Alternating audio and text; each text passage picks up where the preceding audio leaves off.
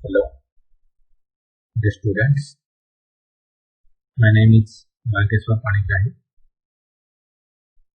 So, in our last class, we have discussed about FCFS CPU scheduling and SCF CPU scheduling algorithms. So, in FCFS CPU scheduling algorithm, we are considering the arrival time of each and every process. That means first come, first serve. The process comes first into the ready queue, will be given to the CPU firstly for execution. Similarly, in SCF CPU scheduling algorithm, we will consider the CPU burst time. By considering the CPU burst time, we will consider that which job has the short CPU burst time.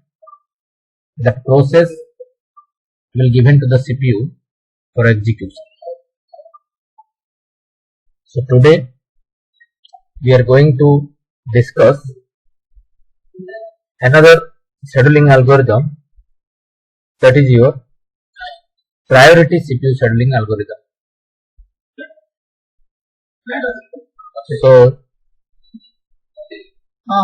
as comparison to both the SCF CPU scheduling and the FCFS CPU scheduling algorithm, here we will calculate. Also here we will calculate the CPU turnaround time, completion time as well as waiting time, and here we will consider the priority of each and every process, and by considering their priorities they will be assigned to the CPU for their execution. Okay. So here it is the preemptive priority scheduling algorithm. So in preemptive priority scheduling, at the time of arrival of a process in the ready queue, its priority is compared with the priority of the other processes present in the ready queue, as well as with the one which is being executed by the CPU at that point of time.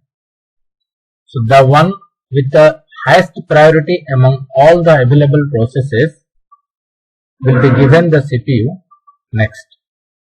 So the difference between preemptive priority scheduling and non-preemptive priority scheduling is that in the preemptive priority scheduling, the job which is being executed can be stopped at the arrival of a higher priority job, and once all the jobs get available in the ready queue, the algorithm will behave as non-preemptive priority scheduling, which means the job scheduled will run till the completion and no preemption will be done.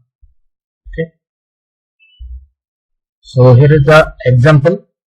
So here we are considering the 7 processes, that is your P1, P2, P3, P4, P5, P6 and P7, and the respective priorities, arrival times and CPU burst times are given in the table below. So here is the process ID 1, 2, 3, 4, 5, 6, 7. Priority 2, 6, 3, 5, 4, 10, 9. Arrival time is 0, 1, 2, 3, 4, 5, 6.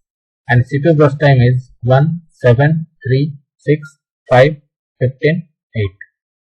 Okay. So here we are going to considering the priority of each and individual processes to execute the processes. Okay. So here is the Gantt chart preparation. So how we will prepare the Gantt chart? So Gantt chart is nothing but the schedule.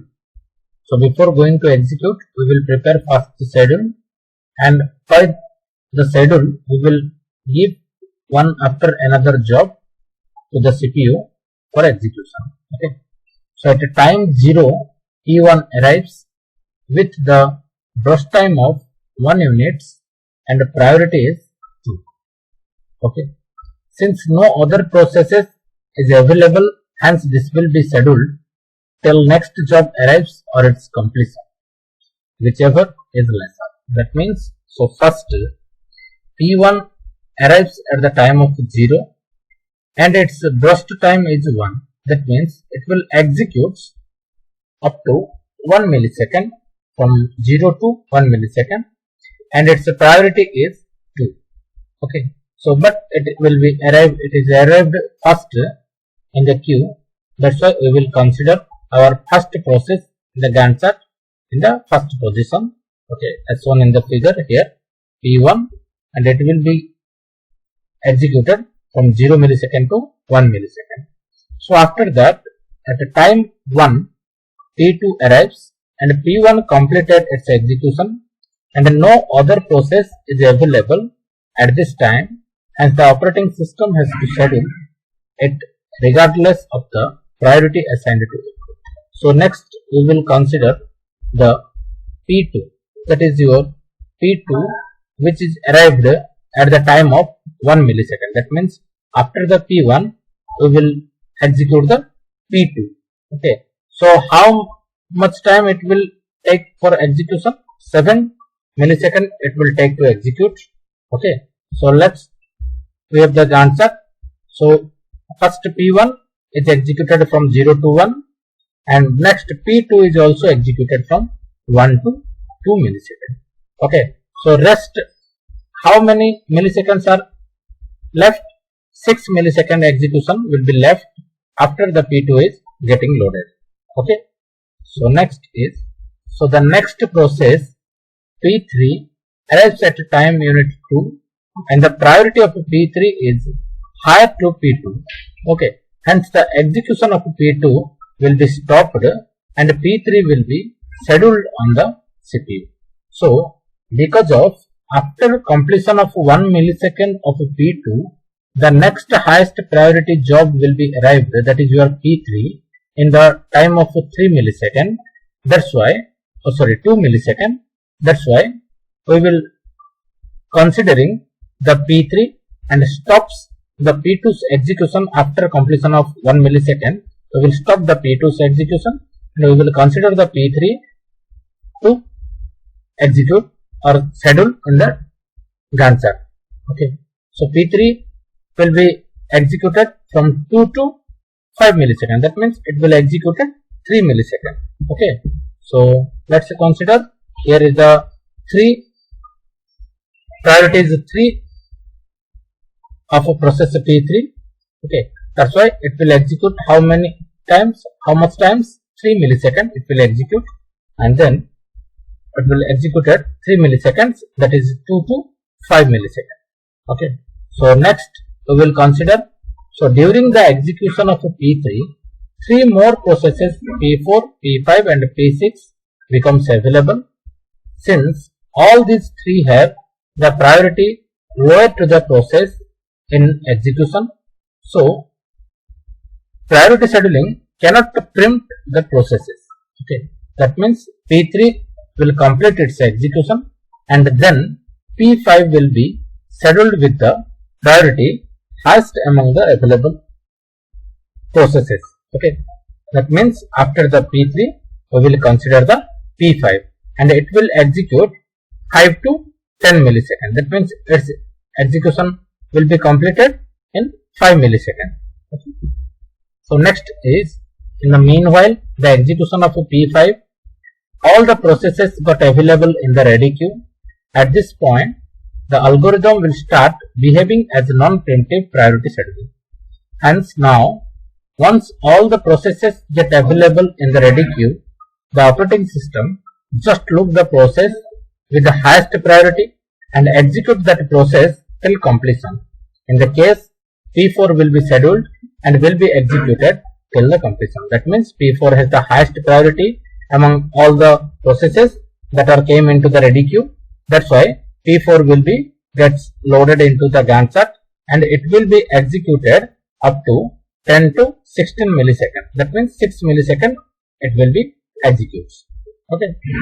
So next is, since T4 is completed, the other process with the highest priority available in the ready queue, that is your P2, because P2 is stopped after completion it's 1 millisecond, P2 will be stopped, and rest of the P2's execution it will be continue after the P4 will complete its execution. Okay, and how many times it will left its execution? 6 milliseconds it will left its execution. That's why here P2 will be executed 16 to 22 milliseconds. Okay. So next is, P2 is given the CPU till the completion, since its remaining burst time is 6 units, hence P7 will be scheduled after this. Okay. So P7 will be executed 22 to 30 milliseconds. Okay. So next is, the only remaining process is P6 with the least priority. That means the lowest priority of P6 is then getting loaded into the schedule, and it will be executed 15 milliseconds. That means 30 to 45. Okay. So here the P6 will be executed in 15 milliseconds. Okay. So this will be executed at the last. So next is, as usual, we will calculate the turnaround time as well as waiting time. So here the formula for turnaround time is completion time minus arrival time, and waiting time equal to the turnaround time minus CPU burst time. Okay. So let's go through the table.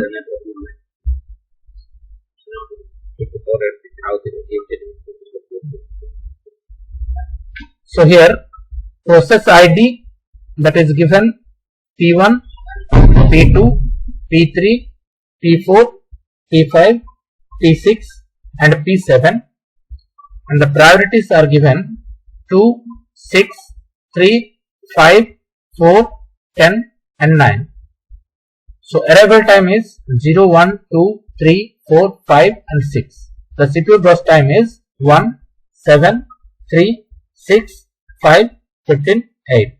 So completion time for each and individual is, so for process P1 the completion time is 1 millisecond, P2 it is 22 millisecond, and P3 is 5 millisecond, P5 is 10 millisecond, P4 is 16 millisecond, and P5 is 10 millisecond, and P6 is 45 millisecond, and P7 is 30 millisecond. Okay. So here it is given the completion times. Next we will calculate the turnaround time. So how to calculate the turnaround time? The formula is completion time minus arrival time. So completion time minus arrival time.